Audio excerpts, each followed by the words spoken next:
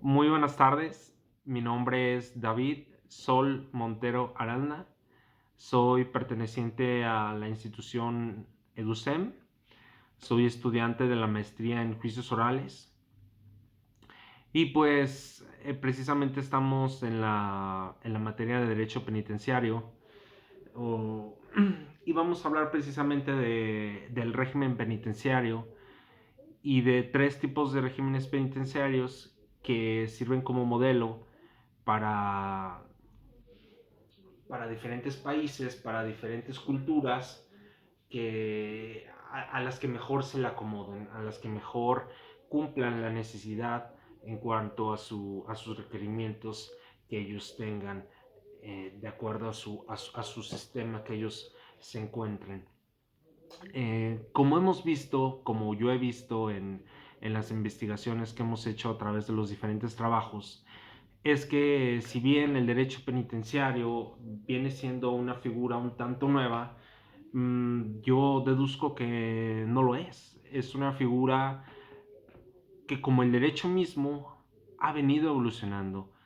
Ha venido evolucionando en el sentido de que se ha vuelto más transparente, más novedoso, más,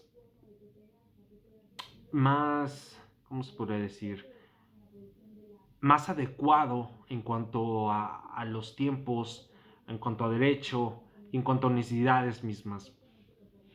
Si bien recuerdo en sus albores, en sus inicios, por tiempo de estas culturas, de estas grandes culturas, como fue los aztecas, los mayas, sí que es cierto que la figura de derecho penitenciario era más que nada una que va de la mano con las penas. Las penas eran enfocadas al castigo, eran enfocadas a castigar a aquella persona que infringiera las leyes que son propuestas para vivir precisamente en sociedad, para vivir en sociedad, el hombre con sociedad y buscar el bien común.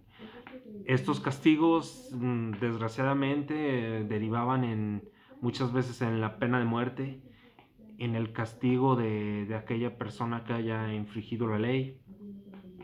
Asimismo, se podría considerar la esclavitud, es decir, muchas de estas penas terminaban en que el sujeto, la persona en cuestión, sirviera como mano de obra para la obra pública, y pasaba a ser esclavo del Estado.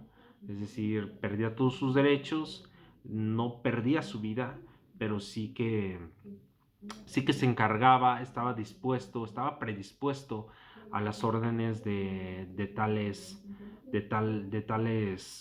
personas encargadas de estas instituciones.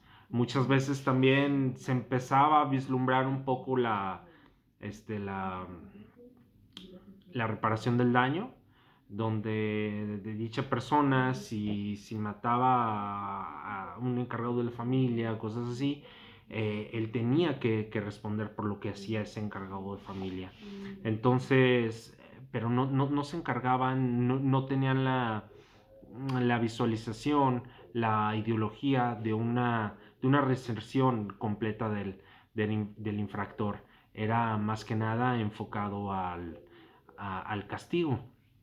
Y así pues vimos cómo poco a poco se fue reformando este tipo de forma de ver las penas para la gente, para los infractores de las leyes, donde poco a poco la figura de derechos humanos, aunado a una revolución como tal en el derecho a nivel mundial, donde las penas poco a poco se volvieron, esta crueldad con las que se manejaban, poco a poco iban saliendo a la luz. Y sí que es cierto que la opinión pública, la presión política, los tuvo que hacer cambiar, los tuvo que hacer mejorar, adaptarse a las nuevas necesidades, a los nuevos cambios mundiales y a leyes más transparentes y apenas más conformes al derecho y a los derechos humanos. Es por esto que se reformó o se adaptó la figura de la prisión. Sí que es cierto que desde años, desde siglos atrás, se puede ver vestigios de prisiones en la antigua Roma, con los mismos mayas. Ellos ya tenían una forma incluso tenían lugares para, se me fue la palabra, correccionales para los menores. Ya existían, pero ellos se enfocaban más que nada en algo rápido, en algo casi inmediato. Es decir, ok, mataste, pues te matamos. Destruiste, pues ahora repara, ¿no? Pero ahora poco a poco se fueron reformando y aparecieron más y más la figura de la prisión. La prisión es una institución pública donde se recluye a quienes son condenados a penas privativas de su libertad. Esto es establecimientos dedicados a guardar, a encerrar a estos reos, a estos condenados a estas penas privativas, y como tal, este tipo de lugares se rigen por unas serie de leyes, por unas series de normas que ayudan no solo a la seguridad de los reos, sino al propio funcionamiento de las mismas. Este tipo de lugares, este tipo de lugares destinados a la confinación de prisioneros son encargados o son administrados por el gobierno en cuestión. Es decir, el gobierno se encarga del funcionamiento de este tipo de lugares, de este tipo de lugares llamados prisión. Para que la prisión tenga un funcionamiento adecuado, no solo para la seguridad de los reos, sino para la seguridad de todos, de toda la gente que ahí participa, para la sociedad en cuestión, no solo de la población penitenciaria, debe de llevar un régimen. Un régimen será la serie de normas y leyes con las que se administrará la prisión. Es decir, a la política penitenciaria que el Estado se ha propuesto a llevar y que se encuentra plasmado precisamente en la ley. Es decir, no nace de la mente del gobernante en turno.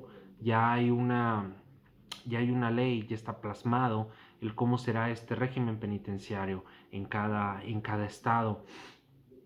Y esta será la forma de llevar las cosas, de conducir, de manejar la prisión.